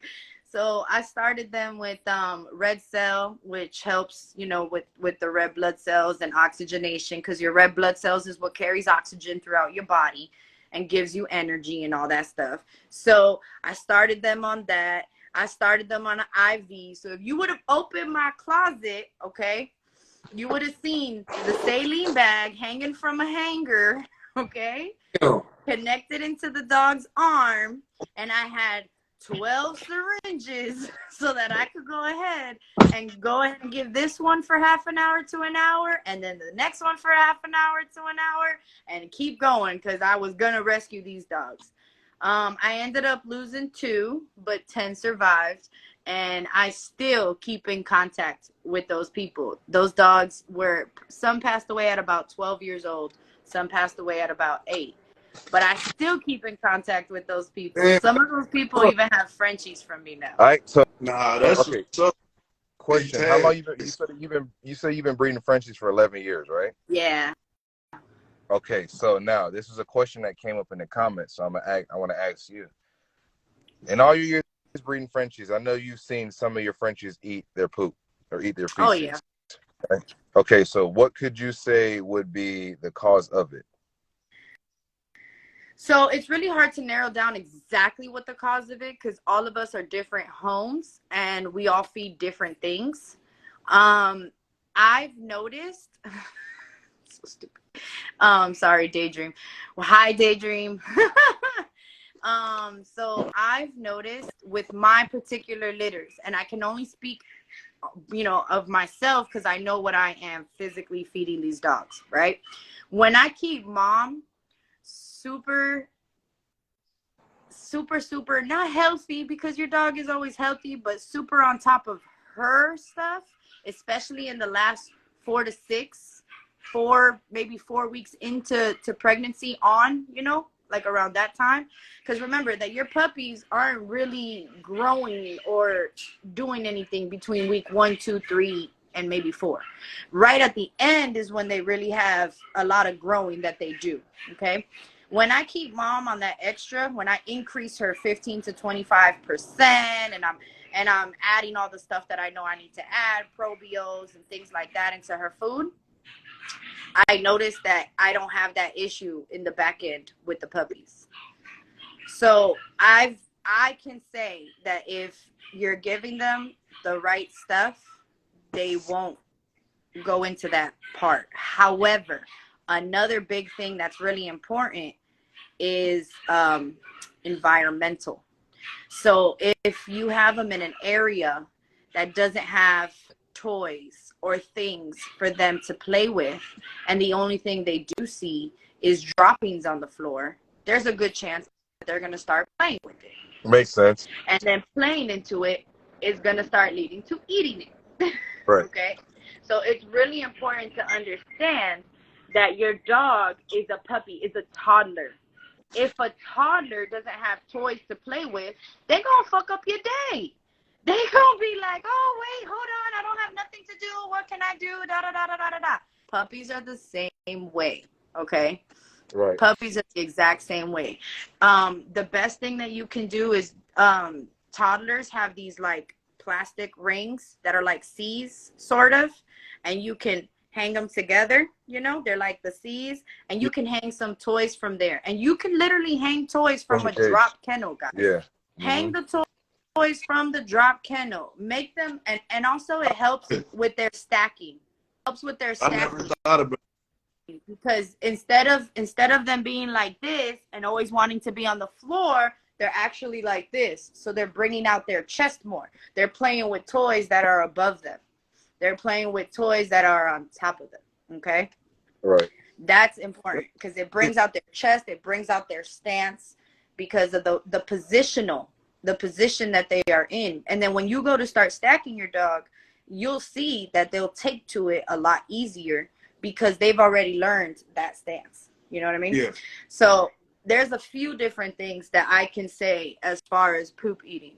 And one of them would be environmental, and another one would be mom's health at the time of her having those babies, and also feeding those babies. Because you remember, whatever mom gets is what the puppies get. So if your mom is just getting kibble and that's it, it takes, like they said, it takes time for that to be broken down and processed. Right. Sometimes with moms, I don't feed the raw and the kibble together, but I do give raw. Okay, I don't do it at the same time. I use raw as like a, what do we call, like a treat, or I'll do raw as like the breakfast. So in the morning, because it's a lot easier for me to just and give a chunk to everybody, right? Yeah. So in the morning, I'll do like the raw with like blueberries and stuff like that, or yogurt or Greek yogurt or pumpkin, whatever it is this week, you know, because I do alternate. 1 week yes, 1 week no. So I'll alternate. Oh my God, my pups are going crazy right now. They go home today. So this is like their last day and they're all yelling at each other. That's what's going on right there. I want to say something about the toys. Like, what type of toys do you recommend? Because, or what age should you know what I'm saying, start the toys? Like babies, how long? Oh my God, I start toys at 3 weeks. At 3 weeks, I'm already wanting them to like poke out their chest and look up. I want them to start playing with the toys. And I use a lot of human toys, to be honest. Like the human toddler toys. You know that that mobile thing that goes around in circles? Yeah. For the babies? Yeah. All right, so they have like those type of toys, and they're like $2, $3, $4, whatever the case may be. And some of them even like play little noises and stuff like that. I'll use that. Okay. I use that 100%. I got babies over here, but they a little hard on stuff. So I've been thinking about going and getting like the Kong brand. If you have a heavy chewer, you can use Benabone. Benabone is one that I do like. I have it on my list. Let me see here. Let me show you what it looks like. To answer your question real quick, heavy camp _bullies, yes sir. Can feed raw while your female's pregnant. Yeah, you can definitely That's the feed raw. that's the best diet. I'm trying to tell y'all know I got raw, man. If y'all need any raw, just place y'all order, man. No, I ain't really been I keep raw on deck. Okay, so this one right here. Okay, really quick, guys. So this is my Amazon store. I'm just gonna go ahead and show it to you. Let's get into that really quick, because although I'm supposed to be on here talking about that, you know, I'd rather bring you guys information. This is my Amazon store was made. My Amazon store was made basically because of this. I get on here, I talk to you guys, and then it goes in one ear and out the other. On my Amazon store, I have placed all of my go-tos, all the stuff that I go to, all the stuff that I use, all the stuff that I like to use, all the stuff I recommend. So real quick, when you say your Amazon store, what I was going to ask that. It's a storefront. So basically, I don't sell the products, okay? However, So what I do is I refer you guys to the people that sell these products. So you click on straight to them, you buy it with them. I'm just letting you know what you're basically getting access to my orders, sort of. You know what I mean? Okay. So you get to see all the stuff what is it that you benefit from doing that? Like, do you benefit off of? Yeah, they give a commission, like, for the stuff. It's not crazy commission, though. It's not like I'm going to quit my job tomorrow. Well, I mean, I'm just trying to see what the benefits are, because I remember you did, and I was telling you, like, bring it to the Bully Breakfast Club. So I ain't never heard of it. Oh, yeah. You can actually make an Amazon store. On my Amazon store, I'm able to make certain lists. So if you scroll down and you go down my page, right, it'll tell you expecting females, expecting female expecting babies, and you can click on there and it'll show you all the stuff that I like to use. Whelping supplies, you click on there and it'll show you all the stuff I like to use. Whelping supplements, that'll show you. I even did one for puppy mush, and then I also did one for bringing home a puppy. Okay, so that, you know, those people that are not really looking to breed and they're bringing home their first dog into the house, you know, that's also another one. And the last one that I've done, which No, go ahead. I'm gonna wait till you finish. Oh, and the last one is traveling with dogs. So this is a must-have, like if you're going to the shows. So in there, I put, you know, the lemon juice, I put the alcohol, but under each item, I've explained, you know, how you use it or why you're using it. Because at the end of the day, we should always know the why and not just do it, you know, which is the number one thing that'll tell you if somebody knows what they're talking about. That's what or not. Say, how do they always ask the why? I can go ahead and post the link, or I could. Is your bio on your page? It's on my bio on my page. Okay, cool. And then if you guys have any requests, because I'm not gonna lie, when I get off of here, a lot of you guys have messages for me and certain things going on with your females and stuff like that. And sometimes it's a little difficult to get back to everybody. So that's why I wanted this, so that people could just go there, and then after there, then you say, okay, she ain't got this, so I need you to add this. And then I'll go add another list. I will do a personal list, not a problem. Let me see, Amazon. It's on my page. It's on my bio. Everybody check the link in her bio as soon as we all sign out, man. She got all the what would you call them, just breeder necessities, first time whelper necessities? Everything. I'm gonna have everything, you guys, like everything. I'm not even lying. Everything. We were talking this morning, and I guess it all falls into play. Like, it was a gentleman on here that was like, there you go. I know information for a first time whelper. So with that being said, what are some items along with the ones that you just displayed? Like, that you feel like a first-time whelper need? Do you feel like they need an incubator? Do you feel like no incubator, just heat lamps? What's heat pads? Talk to us, Jessica. Let us know. So for me, Hey, play Matt, if pin that you're real quick that first, you wrote. so I'm sorry, I'm gonna Jessica. show I'm you sorry. guys. I did Y'all, put a the list on pinned there. comment, that's the link that Jessica was talking about. So the cool thing about this list, right, is that you and I like the do it yourself DIY. Okay, yeah. So on there, everybody wants to go out and spend $500 on a whelping box because they think they're going to be more successful because they have a $600-700 whelping box. That may not always be the case. Garden box. Get the garden box, baby. I already knew what you was going to say. So get the garden box. Another thing is everybody thinks that they have a $1,200 incubator, every puppy's going to survive automatically. And that's not the case. My incubator is an oxygen concentrator that I have gotten a shoebox, a plastic shoebox for $1.97 at the dollar store. Okay. I cut 2 holes in it. One where I put the little tube from the oxygen concentrator into there, and the other one for ventilation. Okay. And I only use that when it's absolutely necessary. You don't want to put your dog in an incubator right away with oxygen and all that stuff, because that's like putting your puppies in a bubble.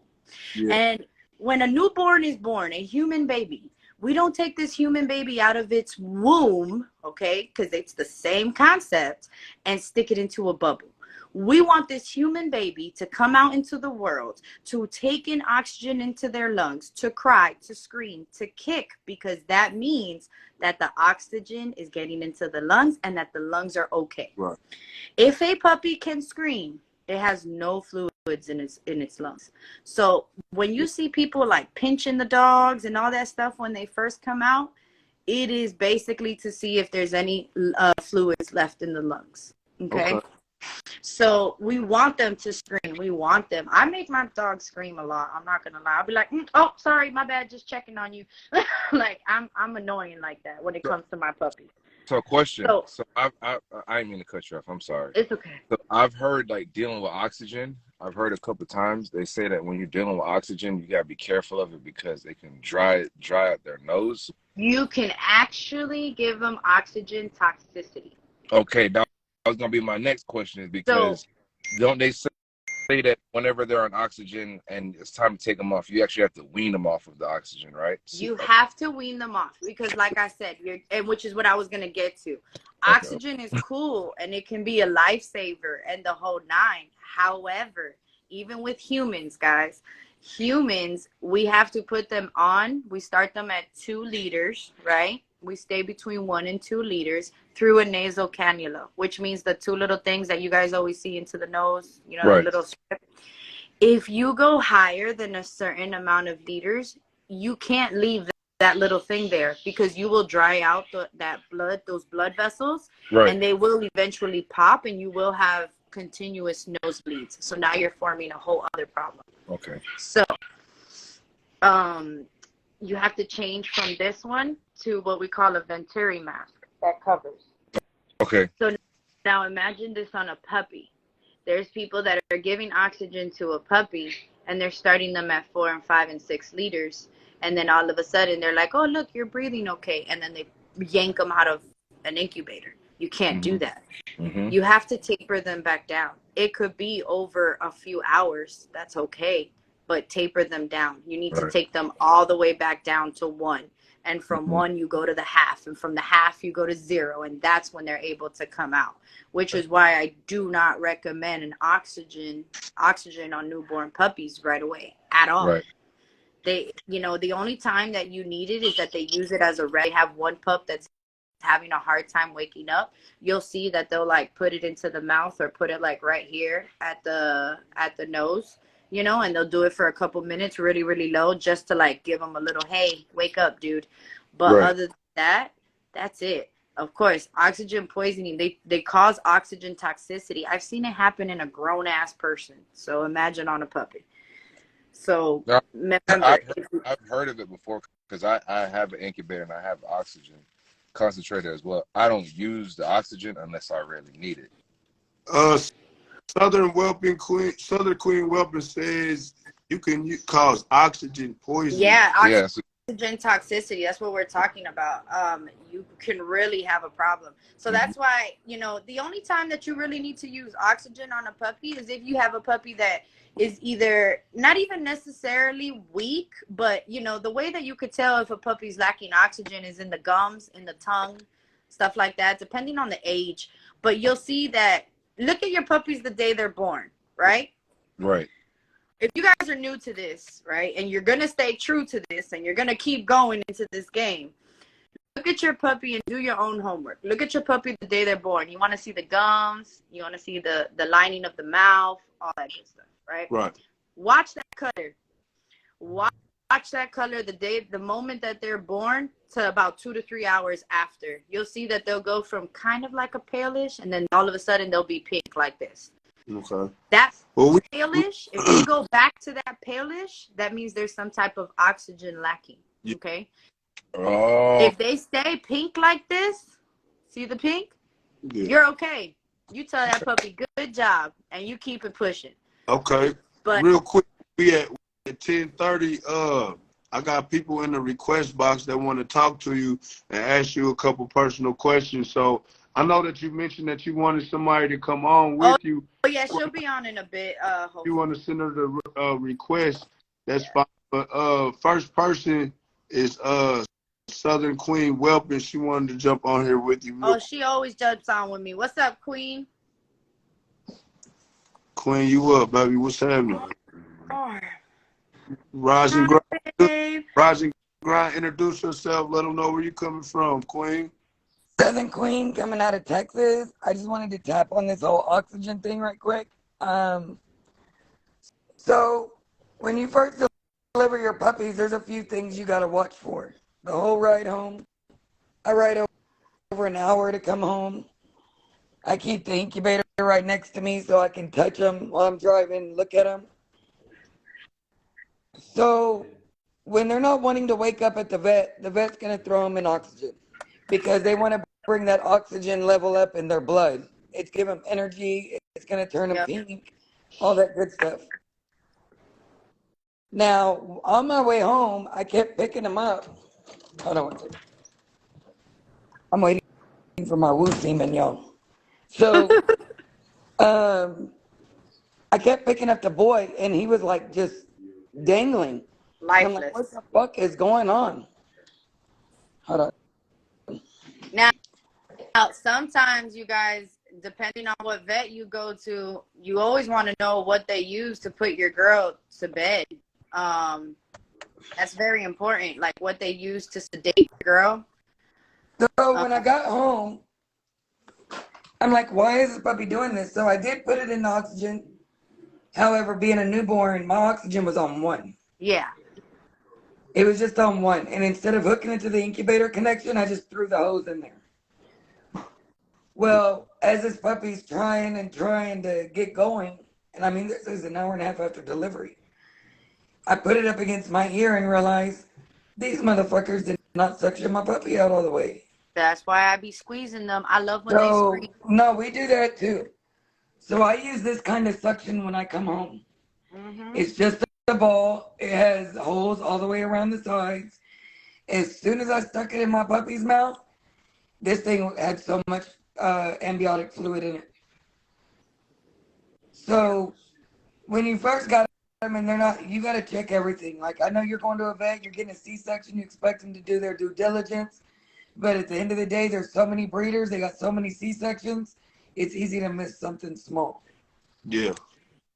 These puppies should be pink, and mine are platinum, so I can show you how pink I can't agree with should that, though. I mean, I know that's life, and I understand. I didn't mean to cut you off, Queen. I know that's life, but it's like, as a vet, like I don't care how many breedings you got, how many breeders you got going on, or litters you taking out. You signed up for this, so you know what I'm saying? Like you supposed to make sure. Unique. I want to do that, but I worked in a vet, right? And this vet doesn't do C-sections because we worked at night. I worked all night. I was a night shift, right? This vet doesn't do C-sections. And guess what? In came an emergency C-section of a Frenchie. Okay? An emergency C-section of a Frenchie. Mind you, I only started working at this vet, and I'm going to tell you the reason why. I was at a point in my life that I wanted to decide. I've lived off a commission my whole life, right? I have a real estate office. I'm a broker. I was a real estate agent before. I turned into a real estate agent when I was 18. My mother used to teach the course. She made me do it because I was a bougie badass, pain in the ass child, and I didn't want to go to college, right? So I ended up doing this, and I've lived off a commission my whole life. I said, no, I want to just get my education. I really do. Like, now I want to go to college, and even if I post it on the wall because I'm financially stable, even if I post that damn certificate on the wall, I still want it. Okay, cool. So I go to this vet's office, and I'm like, listen, I need a job because I want to find out if I want to become a vet or if I want to go do nursing school. I ended up being a nurse, but the vet took me under her wing. I did get to work night shift with her. I did get to, be right by her on every extreme surgery. Everything that came in, I was right there. I was her right hand. In comes, she's the only one that knows I'm a breeder. Okay, nobody else in the facility knows I'm a breeder because these people are very anti-breeders. Okay, they all ended up finding out by the time that I was getting ready to leave. All right. And they were supportive of me because they got to actually know me. Right. Had they found out I was a breeder before I came in, they would have thrown stones at me. I swear. So here comes this emergency C-section at 3:30 in the damn morning. They're doing the C-section. She knows how to do a C-section. All right. No pressure. But nobody knows how to wake up the puppies. Nobody knows what to do with the puppies because they're used to like Yorkies and shit. So here comes this damn puppies, and they're coming out. And I was like, oh, I got you. I know this part, So I went ahead and started waking up the puppies. I went ahead and started suctioning them, getting the amniotic fluid out of the lungs, the whole nine, right? Had I not been there that night, do you think they would have had the same outcome? No, they probably would have Probably died. not because they're not a vet like that. That's not the type of vet that they are. They don't do that. So now that we're having a whole bunch of breeders and we're having a lot of pop-up breeders and people that are new to this and don't understand that side of it, some of these vets did not necessarily sign up to this. And their people that work with them aren't really exposed to it like this. Queen can walk into a vet and I promise you she'll know more than the people that actually work there because she sees this on a daily basis. Girl, my vet, when I went in Monday with Senna, I was like, look, bro, she's day 62 past DCI. I need him the fuck out. I don't care about her progesterone. I don't care about what she's doing at home. I need him the fuck out. The girl was like, well, we need to run a reverse. Mills walked by and goes, Queen, throw him on the scale and get him on the table. Yep. So, I mean, he knows, like, I do labor watches religiously for people, everything. I'm the one taking Yep. it. He knows that I know. And that's the issue. Hey, you want to know what was lit, though? I pulled up and parked in the spot. The reason that they ended up taking the C-section to do it is because the mom had one pup already dangling out and it couldn't still go out and it was breached. So now you have to pick mom or puppies type situation. Right. So it's not always money. Sometimes it's also the life of the mom. Yeah. And if like you leave when I pull up, that's what I was about to say. When I pull up in my vet, and I'm talking, if my female's temp drops at 9:30 at night, I go to bed. I take my daughter to school, and then we're on our way to Mills. And when we get to Mills, there's already 15 to 20 cars waiting, and half of those are C-sections. Yep. They don't do appointments. That's how busy they ended up getting. And I mean, like, my vet knows what's up with me. Like, that's why I knew what was up when I got home. All right, we're not getting our energy. We're not balling up. We're not doing none of that. You got fluid. Yeah. Suction them out. So Dr. Mills is my most savage vet, and that's why me and him get along so good together. What was that suction tube that you just showed the This, live? this is like the one the dentist used for you. Okay, where can they get that at, on Amazon? Actually, you gotta look for like medical spots It's to called order these from. it's called Vital Mobility. There's Or They different have a ones. There's version of different it. ones all over every Yeah. state that what? sell Yeah, they What? have a syringes. version of it on Amazon. I am gonna say though, because Queen is educated on the subject. However, some of the people that are watching might be new. So I have the same machine. I just don't have that I piece that long. Here's my thing the though. Here's my yanker. thing. It's called the Is you yanker. can order them on Amazon if you're just whelping your litters and you're just doing your shit. Yeah. This is what you get on Amazon. I got 2 of these. It's a hose and one of the Yep. suction things. Now This ain't good for me. that's not good I ordered for from the her med because she supply knows how place. to use it, guys. So keep in mind, if you're new to this, you Look, could also, and I just want to tell you the other I need side. them like this. Yeah, I gotta have them in you bulk. could So I collapse a get them for lung like if you don't know how to use 36. it. I get them for like 36 cents a piece from a med supply. Just like my tubes for tube feeding. I order them in bulk. Like I do this much whelping. Like I can't that little 2-pack shit ain't doing shit for me. Yeah. Yeah, Trim says, of course, you want them to be honest with you. She was honest with them. She explained to them that this is not something that she normally does, stuff like that. She did have that conversation with them, and the person was so desperate, he just wanted to save his dog, period. Yeah. I was just happened to be there that night, and I was able to also save the puppies. So, And a little free game before you do your AIs and TCIs, y'all need to get y'all some of this. Duo S3. I know a lot of people that do these AIs, TCIs, whatnot, and then they've been coming up with PIO during the pregnancy. a lot of people. So to keep my bitch clean, I use this. It's Optrium and chlorhexidine wipes. Oh, I got some. I clean my bitch's vagina all the way around before we leave the house. And then when we get there, it's all kind of like evaporated into the skin, all that shit. And if But because you guys are doing infection, AIs with a friend that does AIs, please make sure that they don't touch the tip. There's no reason to touch the tip. You will open the bag from the top, connect the syringe to it, and pull it out. Nobody needs to touch that tip that goes into the female at all. There's no reason for it. So make sure they're not touching that, because that couple of germs could be what causes. What about lubrication on that straw? yeah, but you should have a glove on. You should, if you do it. number one, have a glove on, and number two, after I clean my female with the chlorhexidine, right, I put the lube right at the entrance of the cooter. Yeah, I do that with mine. All right, so what type of lube should we use?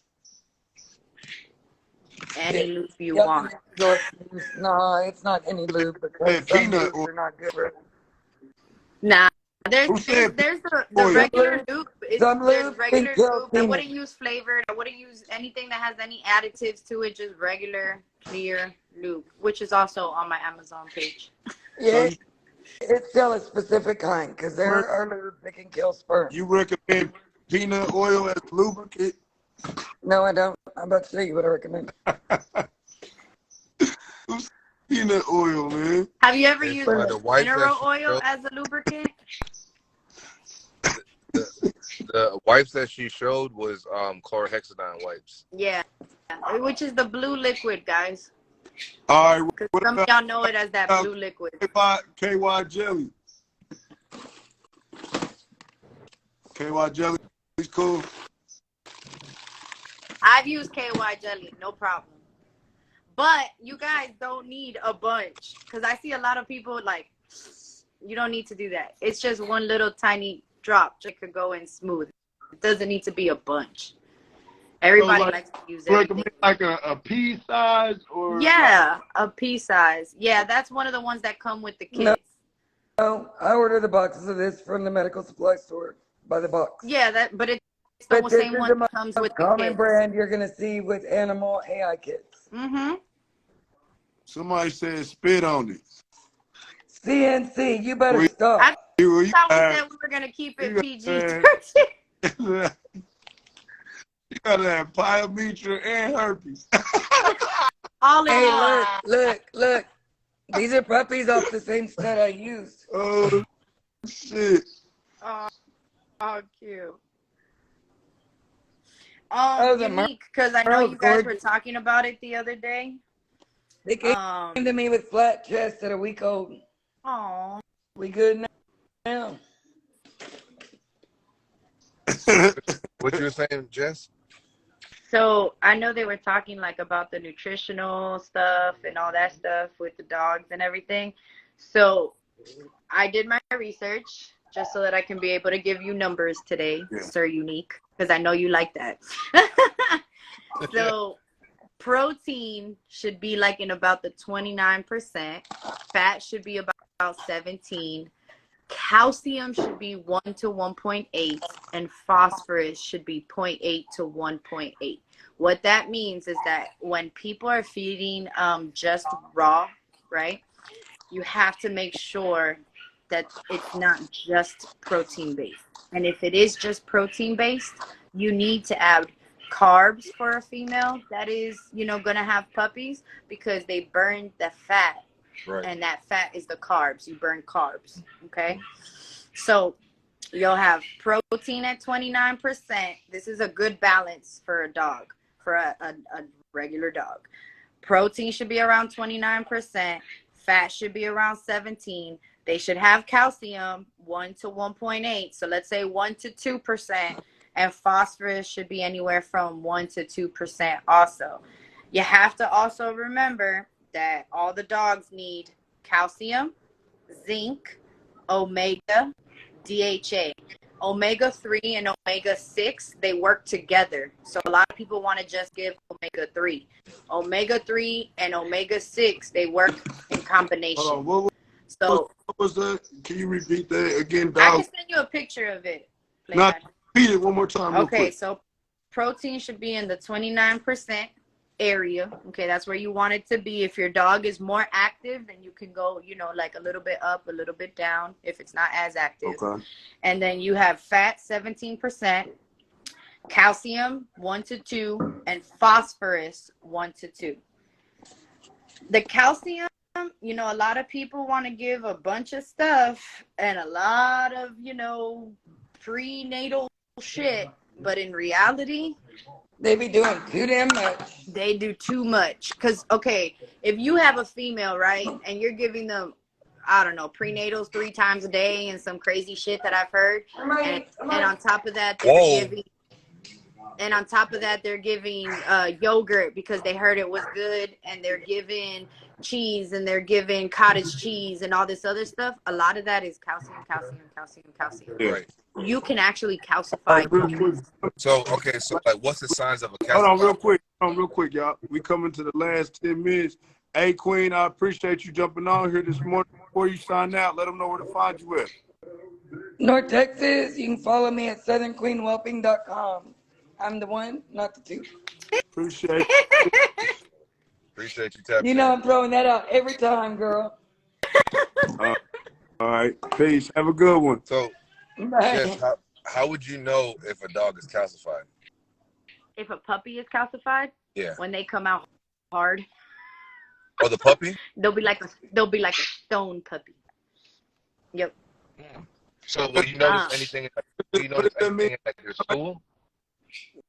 Or anything the stool would be super, super tough. So if they're at the point, they'll be super, super constipated. Okay. Where you'll have a newborn puppy shitting like dry shit. Right.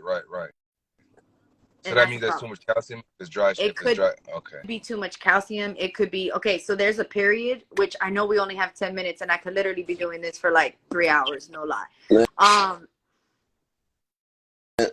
Man, what's up, man? I ain't want to answer no questions, and then I just wanted to show some little work I got, man. Congratulations. With us Wednesday. Appreciate you jumping on. We doing we got an exclusive guest here right now, bro. So go get your pen and pad and catch the last 8 minutes of the show real quick, bro, before you sign out. All right, my boy. Good day. Peace. So, Southern Southern Whelping Queen. She actually whelps out in Texas if you guys need. Yeah, I'm gonna Or tag her. surrounding areas. Straight up, though. Yeah, no, Helping because DNA I've never seen. Mark will tell you everything you need to know about your dog. So I wanted you guys to understand. A lot of people want to supplement with meat when their females are pregnant, right? Supplementing with meat, it can reduce carb intake, more protein as opposed to protein and carbs, right? So reducing the carb intake of a diet can also be linked to puppies getting hypoglycemia and also stillborns. What is So what is the first one you just said? hypoglycemia is when your blood sugar is down. Okay. And the puppy will be lethargic, or what we call fading puppy syndrome. So is that when you give them some plasma? Okay. You can give them plasma, is something that they do like to use. However, when you're hypoglycemic, you have to give Cairo syrup, something sugary based. I've heard of that Cairo syrup. I've heard of it, but I've never used it. I thought that was only when their blood sugar's low. That's what she just said. Hypoglycemia is blood sugar low. That's just the proper term for what that puppy's going through. But if you're giving mom a meat-based diet, okay, and you're not giving enough carbs, right? Carbs is where you burn. Carbs turns into sugar. So if you're giving her basically more meat, and you're reducing the carbs, okay, when those pups are born, they don't have the carbs to burn. Okay, so real quick, before you continue, what are your top 3 dog foods to receive your carbs from? I actually give my dogs Costco food. What's the name of it? It's okay. Kirkland Costco food. Okay. You can pick salmon and sweet potato. You can pick beef and sweet potato, turkey and sweet potato, or they have a lamb and a lamb with grains.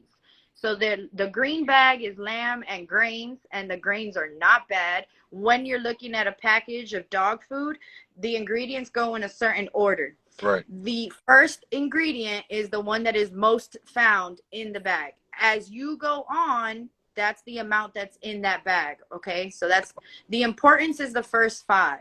Okay. And then, the other stuff is little additives that they add on. If your dog has some type of sensitivity, right, to any types of foods, okay, you want to use Kirkland, but you can use the limited ingredients ones. They have some that are just salmon and sweet potato with a couple additives, no grains. I give my dogs grains because grains is something that they burn, okay? And them running outside, them being pregnant, I don't know if you know, but for women, breastfeeding a child is burning 500 calories. Mm-hmm. So now think of a mom that's breastfeeding 6 puppies every time she sits down, and you're just giving her meat. Yep. If you're just giving her raw food and meat, she doesn't even have the calories. She doesn't have the carbs to turn into freaking sugar to be able to freaking burn it. Right. So now you have a mom she might not look unhealthy, right? But you're going to see that your puppies are not fat chunkamunkers. And they're not fat chunkamunkers because mom's basically holding on to whatever she can to keep herself. Her body goes into what we call survival mode. So this is why a balanced meal is really important. Like, you can't just supplement with meat or with a raw stick and be like, oh, it's all good. It don't work like that. You actually have to give carbs. You actually have to give like, even egg yolk is good. You can do any type of grains. You can even do vegetables, carrots, stuff like that.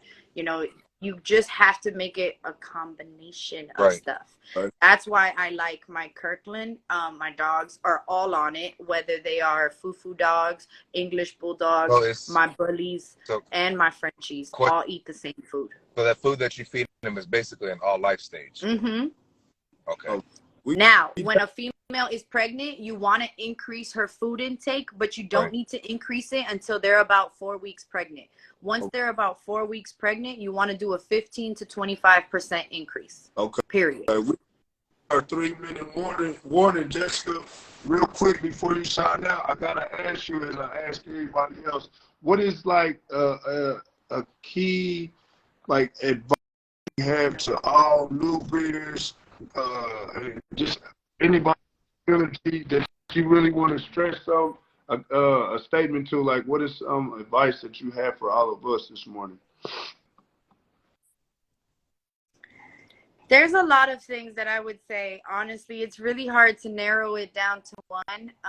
But the one advice that I could tell you is the one thing that's really important is have a support group.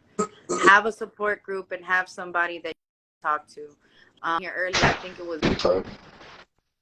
Bully Facts, and said that his mentor, he knew he was his mentor the day that he recommended him a dog, even though it was taking money out of his pocket. I don't make people use my dogs. I don't make people buy my dogs. You'll buy my dog when the time is right. If that's your way, if that's the way that you want to go, because I might not breed what you're looking for. I might breed different. That doesn't mean that we can't carry a conversation. That doesn't mean that I can't educate you on something. Okay. Right. So you really need to find somebody that is passionate about what they're doing. That it's not just about the next dollar they're gonna make. Period. Right. It's not about the next dollar you're gonna make. It's really, we are bringing little lives into this world that solely depend on us. Yeah. So they solely depend on us, and we need to be there for them, and we need to raise them and guide them, because we're the only thing, that is around to guide them, to make sure that they get to a healthy stage of life so that they can get to their families and they can enjoy the rest of their lives. I'm gonna be honest with you, we don't deserve dogs. Dogs are the fucking best thing in the world. So dogs love you no matter what. The least that you could do is stand by them and give them the proper nutrition, the proper environment, and the proper love. So again, what you need to find is people that have the passion, not people that are trying to stick on your throat 24/7. Right. Fuck you. Fuck that. Okay. You really need to find people that have a passion. So Playmad said it earlier, okay? And I'm going to say it again. We met at a dog show. We saw each other at the Georgia dog show, but at the other dog show that will go unnamed because I'm still mad at it, that dog show, Playmad wanted to give the community what they came out for. And I was like, you know what? You're right. Let's do it. And we did it. Because it wasn't fair that these people came out and did not get their categories, did not get their moment to shine, did not get their recognition in the dog game. And we were able to, we don't know each other, guys. And we were able to say, you know what, you got a passion for this, I got a passion for this, let's do it. And we did it. And we got it done. We went and carried the show to the end. Whether it made a difference in your life, because it made a difference in the lives of the people that did get to show their categories and did get to go home with what they, drove all the way out for. It did make a difference to them. At the end of the day, I know that I stayed true to my passion, and my passion is dogs. So. Hey, Jessica, I really appreciate you jumping on the Bully Breakfast Club this morning. It's been an honor, pleasure. Unfortunately, we're coming to the end of the show. It is Friday. Everybody's about to engage in the weekend, and I just want to double back on what she said. Y'all just make sure that y'all treat them dogs with the utmost care, the love. You know what I'm saying? Know that, again, these are animals that need us. You know what I'm saying? So that wraps us up for another episode of the Bully Breakfast Club. Again, everybody that's tuned in, I greatly appreciate y'all. Without y'all, you know what I'm saying, we wouldn't be this strong, man. So keep supporting, keep bringing y'all knowledgeable, respectable people on here and just letting y'all get it off. You know what I'm saying? You gotta come this is a bully back. Yeah, I'll come back whenever you guys want. I'll come back. Sure. Yeah, all right, it's plenty more questions we can ask. Make sure y'all tune in with us Monday through Friday, 9 a.m. to 11 a.m. It is the Bully The hottest morning podcast. For sure that. Big E. Y'all have a blessed